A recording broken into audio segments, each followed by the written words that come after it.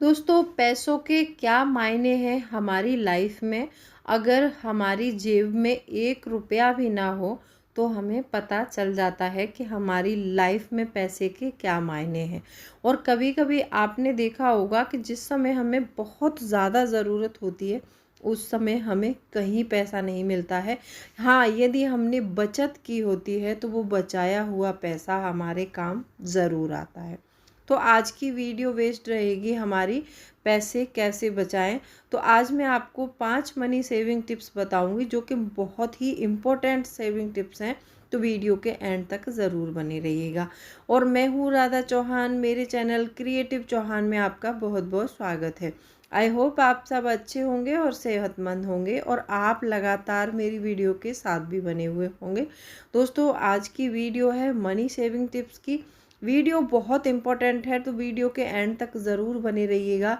और अभी तक आप लोगों ने अपने इस क्रिएटिव चौहान चैनल को सब्सक्राइब नहीं किया है तो आप लोगों से एक रिक्वेस्ट है, प्लीज़ सब्सक्राइब ज़रूर करिए अपने इस क्रिएटिव चौहान चैनल को और बेल आइकन को भी ज़रूर प्रेस कर दीजिएगा ताकि ऐसी ही इंटरेस्टिंग वीडियो की नोटिफिकेशन आपको मिलते रहें।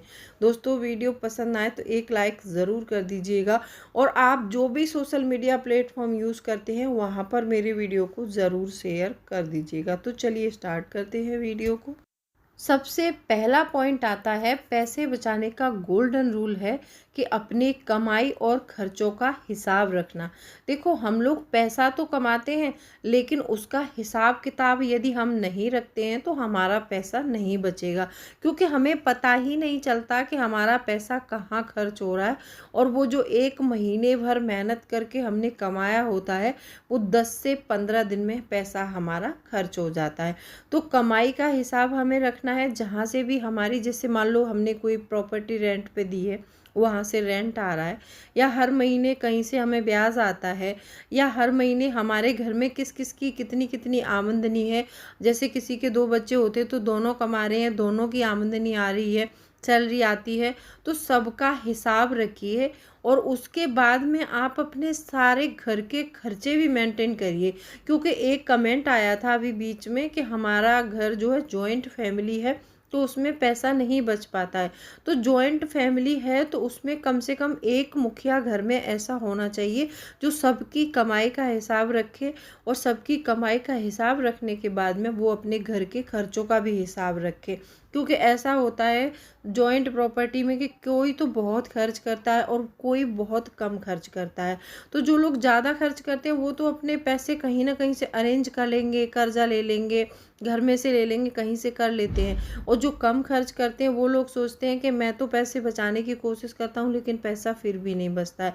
तो इसीलिए सबके कमाई भी याद रखो और सबके खर्च भी याद रखो। जब यदि आप ऐसा करेंगे तो जॉइंट फैमिली में पैसे ज़रूर बचेंगे। और आपको अपनी फैमिली का एक बजट भी बनाना है। देखो, कई बार ऐसा होता है कि हमारे घर में जो सामान आता है, कभी कोई लेके आ गया, कभी कोई लेके आ गया, तो यहाँ पर बहुत खर्च हो जाता है। तो आपको ऐसे नहीं करना है। यदि आपकी जॉइंट फैमिली है तो आप हर चीज़ का हिसाब किताब रखिए। घर में ऐसा होता है कि घर में जो औरत होती है ना, किचन का सारा सब कुछ उनको पता होता है। तो आपको क्या करना है कि आपके घर में कितना ऑयल लगता है, कितना आटा चावल कितना चाहिए, हर महीने ग्रोसरी का हिसाब घर में जो औरत है जो किचन में काम करती है उसको रखना चाहिए। आपने कमेंट किया है, यदि आप अपने घर में ग्रोसरी में मतलब किचन में काम करती हैं तो सारा ग्रोसरी का सामान आप नोट डाउन करिए और आपके घर में जो भी बड़े हैं उनसे मंगवाइए और आपके पैसे ज़रूर बचेंगे। क्योंकि जो हर रोज़ कभी 1 केजी चीनी मंगा लिया, 1 केजी ऑयल मंगा लिया, इसमें बहुत सारे पैसे खर्च होते हैं। और जो हमारे घर में किचन का सामान बल्क में आता है, जो 1 महीने के अलावा वो 1.5 महीने तक चल जाता है। क्योंकि हम यदि संभाल कर खर्च करें और अपनी किचन में अच्छे से मतलब बर्ताव करें, वेस्टेज ना करें, फूड का वेस्टेज हो गया या चीनी का वेस्टेज हो गया, क्योंकि किचन के बहुत सारे आइटम ऐसे हैं जिनका वेस्टेज होता है तो भी पैसा ज़्यादा खर्च होता है। तो आप ये तरीका अपने घर में जॉइंट फैमिली है तो उसमें आप ये तरीका अपना सकते हैं। ये तो हो गई जिनकी जॉइंट फैमिली है, जिनकी 3-4 जगह से कमाई हो रही है, तो उनको ऐसे बचाना चाहिए। अब चलते हैं नेक्स्ट पॉइंट पर। अच्छा, यदि आप घर में अकेले हो, अब जैसे हस्बैंड वाइफ और आपके बच्चे हैं, तो उस जगह भी बचत नहीं हो रही है, काफ़ी सारे लोगों के कमेंट आते हैं। तो आपको क्या करना है कि आपको अपना एक आरडी अकाउंट खोल के रखना है। देखो, आरडी अकाउंट के फ़ायदे बहुत होते हैं। इसका फ़ायदा एक तो ये है कि हमारे ऊपर ना एक पॉजिटिव बर्डन होता है कि हमें हर महीने 500 रुपये या 600 या 1000, आपने जितने का भी आरडी अकाउंट खोला है, हमें उतना पैसा जमा करना ही करना है। तो वो हम कहीं ना कहीं से बचाने की कोशिश ज़रूर करते हैं।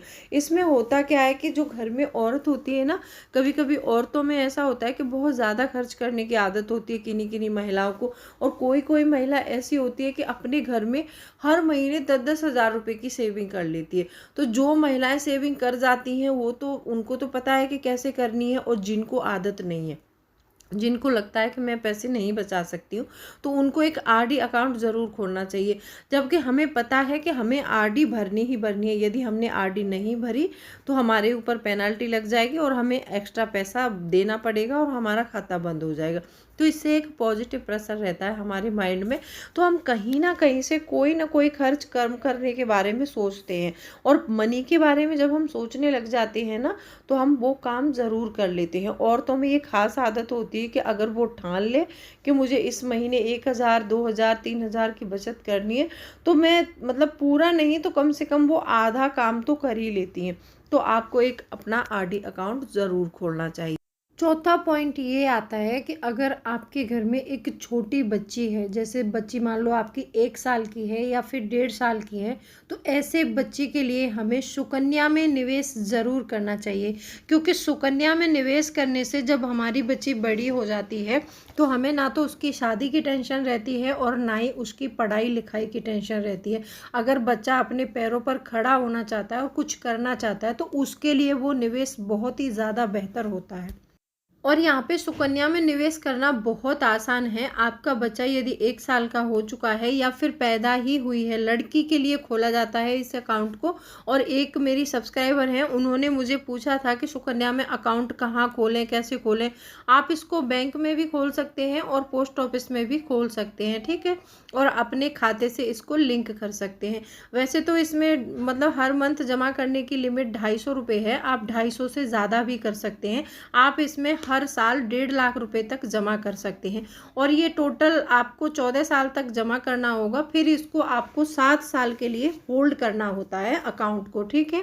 फिर जब 7 साल आप होल्ड कर लेंगे, तब तक आपकी बच्ची 21 साल की हो चुकी होगी, तो वो आपको पैसा या तो उसको करियर के लिए या फिर उसकी शादी के लिए या फिर उसकी अच्छी और उच्च शिक्षा के लिए आप यहाँ पर निवेश कर सकते हैं। यह एक बहुत बेहतर ऑप्शन है। हाँ, आरडी अकाउंट खोल रहे हैं तो आरडी में भी आप हर महीने थोड़ा थोड़ा पैसा जो बचाते हैं उसको निवेश कर सकते हैं। यदि आप अपनी बेटी के लिए कुछ अच्छा और कुछ बढ़िया करना चाहते हैं, तो आप सुकन्या में खोल दीजिए अपना अकाउंट और हर महीने एक अमाउंट उसमें आप जमा कीजिए।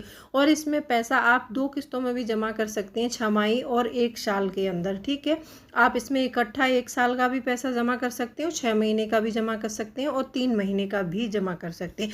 बहुत ही आसान निवेश है। आपके कोई भी नज़दीकी पोस्ट ऑफिस हो तो आप वहां जाकर इस अकाउंट को तुरंत खुलवा सकते हैं। पांचवा पॉइंट ये है कि आपको हर वीक में एक नो स्पेंड डे ज़रूर करना चाहिए। ये एक मिडिल क्लास फैमिली जो होती है उसके लिए पैसे बचाने का बहुत अच्छा और अनोखा तरीका है। क्योंकि आपने देखा होगा कि हम वीक में एक फास्ट रखते हैं। क्यों रखते हैं? कि हमारे शरीर में जो भी मतलब गंदगी हो जाती है वो साफ़ हो जाती है और हमारा शरीर एकदम प्योर हो जाता है। तो ऐसे ही जब हम पैसों का फास्ट रखना शुरू करेंगे, वो आप मंडे भी रख सकते हैं, संडे भी रख सकते हैं, ट्यूसडे, वीक में से कोई एक दिन ऐसा चुन लीजिए कि आज के दिन हम कोई भी पैसा खर्च नहीं करेंगे। आप सोचो, आपका एक दिन का खर्च 250 या 300 रुपये का है और आपने एक दिन वीक में खर्च नहीं किया कुछ भी, तो समझो वो 250 से 300 रुपये आपके बच चुके हैं। अब ये वीक में एक बार करेंगे तो एक मंथ में लगभग 4 बार हो गया, तो समझ लो 300 रुपये अगर पर वीक बच रहे हैं तो 1200 रुपये सीधे सीधे होते हैं हमारे। और यदि कोई महिला इस चीज़ चीज़ को ठान ले, जो मिडिल क्लास फैमिली की महिला होती है ना, वो पैसे बचाने में बहुत माहिर होती है। अगर कोई महिला इस बात को ठान ले तो वो कर कर ही छोड़ती है। तो यहाँ पर मैंने पैसे बचाने के 5 टिप्स बताए आपको। इन पाँचों टिप्स में से कौन सी टिप्स आपको पसंद आई है तो वीडियो को लाइक करना और चैनल को सब्सक्राइब ज़रूर कर लेना। और कोई भी क्वेरी है तो आप मुझे कमेंट सेक्शन में लिख सकते हैं।